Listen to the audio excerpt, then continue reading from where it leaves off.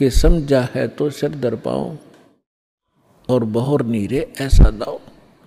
यदि आपको ये ज्ञान समझ में आ गया कि हम कहाँ रह रहे हैं और किस उद्देश्य से हम जी रहे हैं और हमने करना क्या चाहिए था, हम कर क्या रहे हैं, तो अब सिर पे पैर रख लो।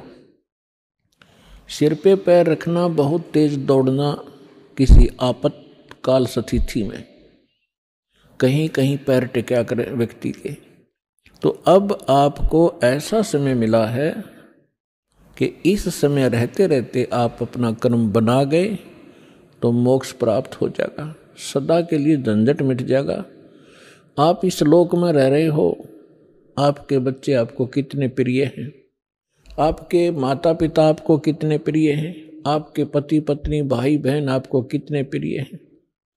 आजीवन आप जिस संपत्ति को संग्रह करने में लगाते हो आपको कितनी प्रिय है, उसके लिए ना जाने कितने झगड़े कर देते हैं, लड़ाई कर लेते हैं, मुकदमे कर देते हैं। तो ये कितनी अच्छी वस्तु है जिसको आप इतना लगाव रखते हो, तो और फिर ये तुरंत छोड़ देनी पड़ती है, मृत्यु हो जाती है। ये क्या कारण है? जब आपका ये कारण समझ में आओगा तब आपकी रुचि बनेगी परमात्मा के पाने में और सतलोक जाने की। अन्यथा ठीक है, जैसा करोगे अन्य कहीं आपको ऐसा स्थान नहीं मिलेगा जहाँ आपकी भक्ति शास्त्र अनुकूल हो। और शास्त्र अनुकूल साधना करने से आपके इतने शुभ संस्कार बन जाएंगे, यदि पार नहीं हुए तो आप ना जाने कितनी बार तो देवता बनोगे इस भक्ति से। इतनी महत्वपूर्ण भक्ति है, इतनी कीमती है, इसकी इतनी वैल्यू है। और ना जाने कितनी बार पृथ्वी के राजा भी बन जाओगे अपने ही पुण्य कर्मों से। और फिर उससे भी अधिक आप फिर कुत्ते गधे सुअर भी बनोगे। तो इस झंझट से छूटने का, इससे छुटकारा पाने का अब समय आ गया है।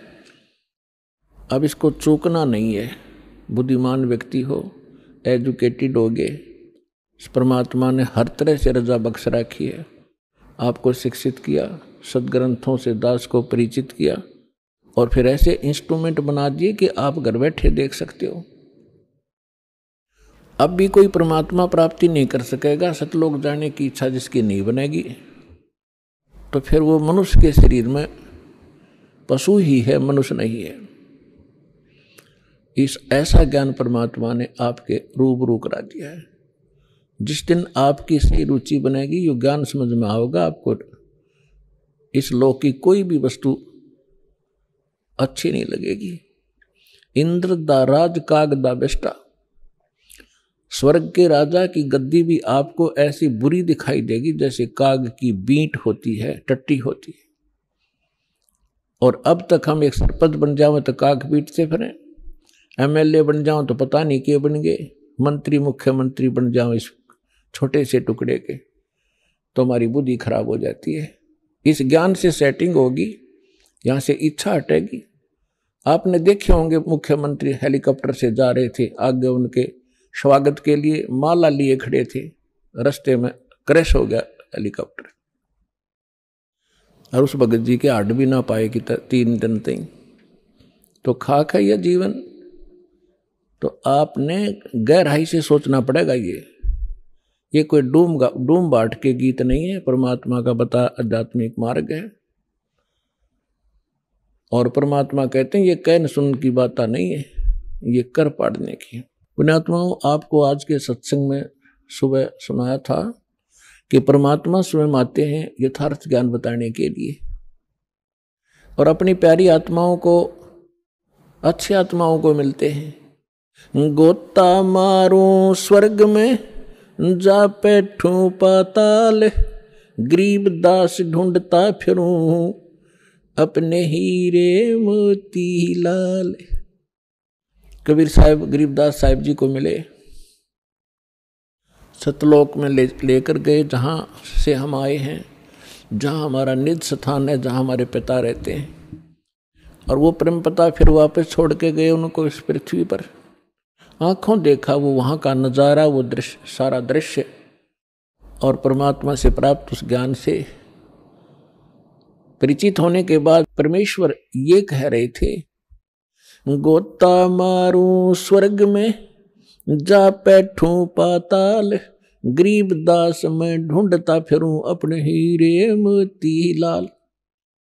आप उस परमात्मा के वो हो हीरे और मोती, यानी बहुत ही प्रिय आत्मा हो।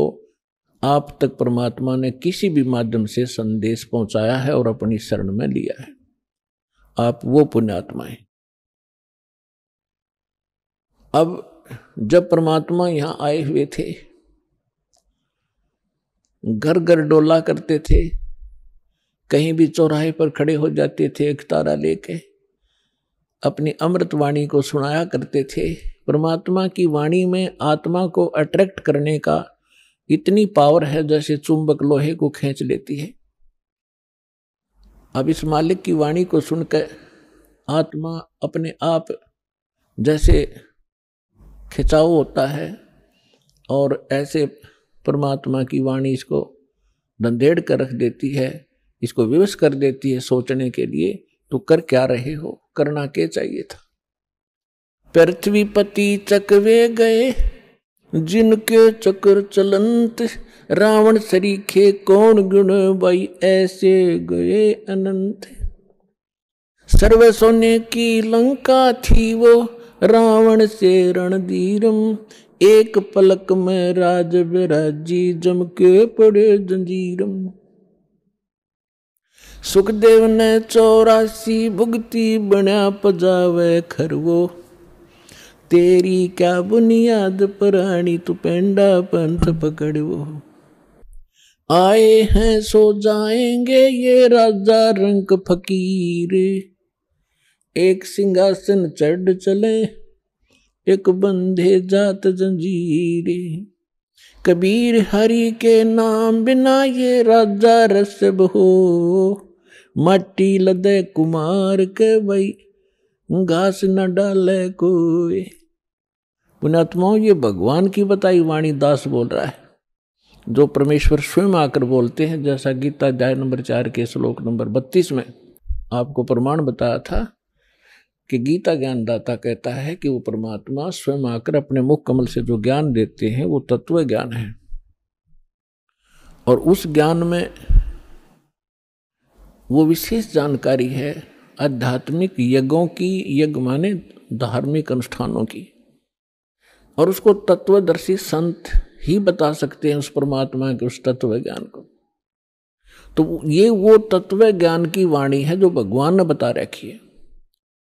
अब हम ये समझें, क्योंकि हमने समय पर अब मनुष्य जीवन में मनुष्य जीवन जैसी ही सुविधा प्राप्त होती है, कुत्ते के जीवन में कुत्ते वाली ही सेटिंग होएगी।